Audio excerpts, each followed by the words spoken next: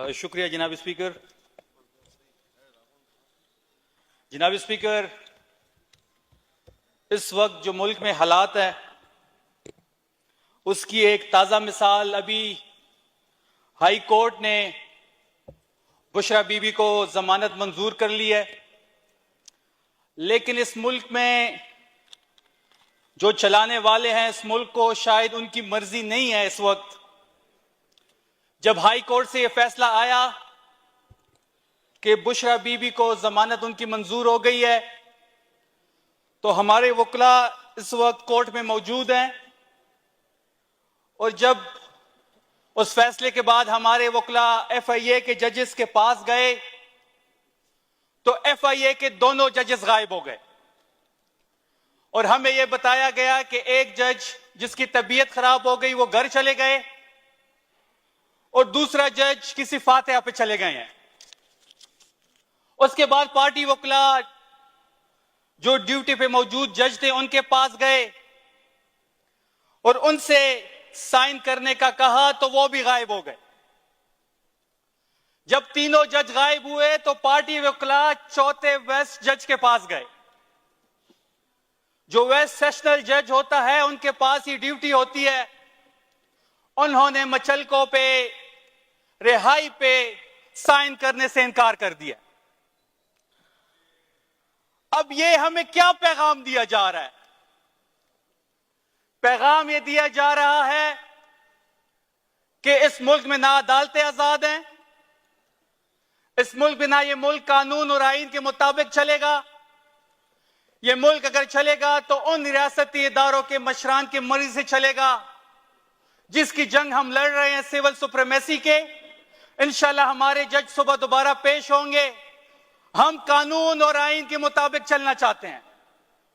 हमें ना मजबूर किया जाए कि हम वो रास्ता अपना ले कि जो रास्ता जंग की तरफ जाता हो। ये जंग हमारे ऊपर मुसल्लत करने की कोशिश की जा रही है। अगर ये जंग हमारे ऊपर मुसल्लत करेंगे तो हम जंग लड़ेंगे। इस बार हम लड़ेंगे। इस बार ये जंग 800 कंटेनर इन्होंने लगाए थे, रेंजर्स को इन्होंने तलब किया था, बाकी इदारों की फोर्सेस मौजूद थी। जब काफिला KPK से जा रहा था डी चौक तो मैं इनको चैलेंज देता हूं कि इस बार आप टैंक भी लेके आए, F-16 भी लेके आए, हम डी चौक भी पहुंचेंगे और अपना वजीर आजम को अडयाले से रिहा करके वजीर आजम की तख्त पर भी बैठाएंगे। इस बार अब वो गुड्डी गुड्डी खेल खत्म हुआ जनाब स्पीकर। अब हमें मजबूर किया जा रहा है। जब हम आगे बढ़ते हैं जहां पे KPK की हुदूद खत्म होती है वहां पे खंदक की कोड दी जाती है, वहां पे कंटेनर खड़े कर दिए जाते हैं और उस दिन से डरे कि जब हम अपने एरिया में खंदक की कोड एक कंटेनर खड़ी करें और हम आपको कहें कि आपने इधर नहीं आना, उस दिन से डरे। हम हर चीज कानून और आईन के मुताबिक करना चाहते हैं, लेकिन हमें बार बार यह पैगाम दिया जा रहा है कि यह मुल्क उनकी मर्जी के मुताबिक चलेगा। लेकिन यह मुल्क अडयाला में बंद उस कैदी के सुपरविजन के मुताबिक चलेगा जो इस वक्त करोड़ों अवाम दिलों की धड़कन उसके साथ धड़कती है। हम इंशाल्लाह ये जो कार्रवाई पिछली रात को डाली गई है, अब दूसरा ये मजाक बन गया है कि जब भी ये कार्रवाई डालते हैं तो रात की तारीकी में डालते हैं और रात की तारीकी में सिर्फ डकैती होती है। हमारी गवर्नमेंट खत्म की गई 9 अप्रैल की रात को, रात की तारीकी में खत्म की गई। जो भी कार्रवाई इन्होंने डालनी होती है रात की तारीकी में डालते हैं। 26वीं अमेंडमेंट हुई, इस मुल्क के पे जमहूरियत पे शब खून मारा गया। आप पूरी दुनिया की तारीख उठाएं जनाब स्पीकर, किस मुल्क में ऐसा होता है कि किसी मुल्क की भी जुडिशरी वहां की हुकूमत मुंतखब करेगी? मतलब ये बात तो ऐसी हुई बड़ी सादा सी कि मैं एक केस करता हूं, मुझ पे पर्चा काट दिया जाता है, जब मुझे पुलिस गिरफ्तार ले जाती है गिरफ्तार करके और मैं फिर अपने मर्जी का SHO लगाता हूं उस इन्वेस्टिगेशन के लिए। जब मैं अपनी मर्जी का इन्वेस्टिगेशन के लिए SHO लेके आता हूं, क्या वो खाक इंसाफ करेगा?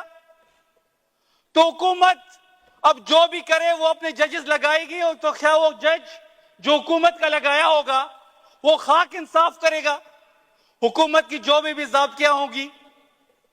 और 26वीं अमेंडमेंट में मुझे बड़ी अफसोस के साथ ये बात कहनी पड़ रही है कि सेनेट में एक बंदा उठता है जिसने सिर्फ सेनेट की सीट के लिए अपनी डोमिसाइल चेंज किया। और उसकी एक लेगेसी थी 100 साल, बादशाह खान की एक लेगेसी थी, लीडर थे, हम सब मानते हैं। उसने अपने अबाओ अजदाद की जो इज्जत थी वो खाक में मिला दी।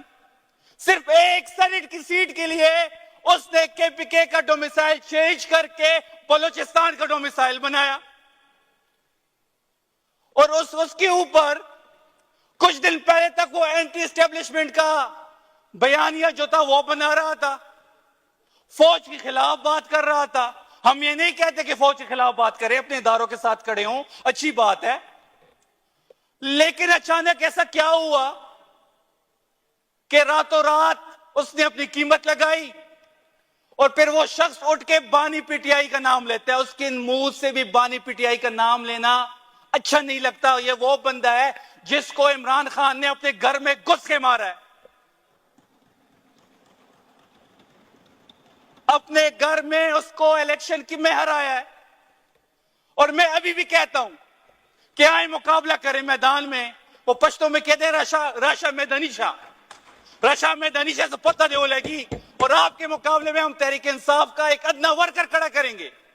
आपकी औकात काउंसलर बनने की है नहीं। आपने डोमिसाइल चेंज करके बलूचिस्तान से सेनेटर बने, जिसने बनाया सबको पता। फिर आपने एक बयानिया बनाया एंटी एस्टेब्लिशमेंट वाला, रातों रात अपनी कीमत लगाई। और हमें पता है कि आपने कितने पैसे लेके 26वीं अमेंडमेंट में अपने आप को कितने में बेचा, हम सब पता है, ये सबको पता है। निसार साहब में हमारी कुलीग है, रोज उठते हैं, वो हुकूमत पे तनकीद करते हैं। वो खुद कहते हैं कि हम एंटी एस्टेब्लिशमेंट, उनका बयानिया एंटी एस्टेब्लिशमेंट का था। एंटी एस्टेब्लिशमेंट के बयानिए की वजह से वो यहां पे आए। उनकी पार्टी जो है वो एस्टेब्लिशमेंट की गोद में बैठ गई। ये वही लोग हैं जिन्होंने 80,000 पख्तूनों को बेचा। 80,000 हमारी शहादतें इन लोगों की वजह से हुई। इनके वालिद असफंदियार वली साहब खड़े होते थे और वो ये कहते थे कि वो नेशनल एक्शन प्लान को भी सपोर्ट करता हूं और जो मिलिट्री ऑपरेशन पख्तूनों पे हो रहा है मैं उसको भी सपोर्ट करता हूं। इनकी वजह से हमने 80,000 शहादतें दी। पख्तूनों का खून इन्होंने बेचा, अपने बिजनेस एम्पायर खड़े किए पख्तूनों की खून पे। आज ये पख्तूनों के लीडर बने हुए हैं। मैं इस फ्लोर से उनको वार्न कर रहा हूं कि आपको कौम जिस नाम से याद करती है हम वो नाम नहीं लेंगे। हमारी तरबियत ऐसी नहीं हुई। हम आपको वार्न कर रहे हैं कि अपने मुंह को संभालें। आप अगर आप आइंदा इमरान खान के खिलाफ या इस सूबे की चीफ एग्जीक्यूटिव के खिलाफ बात की, फिर हम फ्लोर पे वो बातें करेंगे जिसको आप सुन नहीं पाएंगे। जनाब स्पीकर, आखिर में मैं अपनी पार्टी के मुतालिक बात करना चाहूंगा कि हम इस वक्त डिफाइनिंग मोमेंट पे खड़े हैं। हम सब जो यहां पे आए हैं सिर्फ और सिर्फ इमरान खान की वजह से आए हैं। ना मेरा कोई जाती वोट है या ना यहां पे बैठे 93 लोगों का कोई जाती वोट है। अगर किसी की यह खाम ख्याली है कि उसका जाती वोट है तो फिर आए वो तहरीक इंसाफ की किसी वर्कर का मुकाबला करें। अब पार्टी लीडरशिप को भी यह पैगाम मैं इस फ्लोर से दे रहा हूं कि आप फाइनल कॉल करें, आर या पार हो इस बार। क्योंकि वर्कर ये चाह रहा है कि हमें उन्होंने वोट खान साहब की रिहाई के लिए दिया था। उस दिन जब खान साहब से कोई मुलाकात नहीं हो रही थी और इस फ्लोर पे बिल पास हो रहे थे तो वो किसी को भी पसंद नहीं आ रहे थे। मैंने फ्लोर मांगा, मुझे नहीं दिया गया। खान साहब से कोई भी चीज ज्यादा अहमियत है ही नहीं किसी चीज की, बिल पास होते रहेंगे। वो जी हमारे चेयरमैन साहब इंतहाई मुअद्दब, इंतहाई एहतराम के साथ वो प्रेस कॉन्फ्रेंस करते हैं कि जी 5 दिन से सेल की बिजली बंद है, किसी से मिलने नहीं दिया जा रहा। वो ये पैगाम तो दे देते हैं पर ये नहीं कहते कि हमने आगे क्या करना है। मैं अपने लीडरशिप को यह पैगाम दे रहा हूं यहां से, फ्लोर से, कि इस बार की जो कॉल होगी वो फाइनल कॉल होगी। आपने जब भी कॉल देनी है, जहन में ये चीज बैठा ले कि यह कॉल फाइनल कॉल होगी, और इंशाल्लाह लाखों लोग जो है वो केपीके से डी चौक, इस्लामाबाद या अडयाला मूव करेंगे। हम इस वक्त सबसे ज्यादा जिस चीज की जरूरत है वो खान साहब की रिहाई की जरूरत है। ये मुल्क उसके इमरान खान के साथ और पाकिस्तान लाजिम उल मज़लूम हो चुके हैं। उनकी रिहाई के बगैर ना इस मुल्क में इस्तेकाम आ सकता है, ना तरक्की हो सकती है, ना अमन आ सकता है, क्योंकि इस्तेकाम और तरक्की की चाबी अडयाला के बंद कैदी के जेब में पड़ी है। तो जनाब स्पीकर, आखिर में आपका शुक्रिया फ्लोर देने के लिए। 26वीं अमेंडमेंट जो मैंने पहले कहा कि वो इनके गले की हार बनेगा इंशाल्लाह, क्योंकि आने वाला दौर तहरीक इंसाफ का है और इमरान खान ने इस मुल्क का वजीर आजम बनना ही है। और ये जो अमेंडमेंट इन्होंने रात की तारीकी में किया, यही अमेंडमेंट इनकी गले का हार बनेगा इंशाल्लाह। और हमें उम्मीद है कि इस अमेंडमेंट के बाद अभी जुडिशरी भी जो है वो आजाद नहीं रही। हमें उम्मीद है कि आने वाला जो दौर है वो तहरीक इंसाफ का होगा, और जिन्होंने रात की तारीकी में आईन पे, जमहूरियत पे शब खून मारा, उनका एहतसाब हम करके रहेंगे। बहुत शुक्रिया आपका।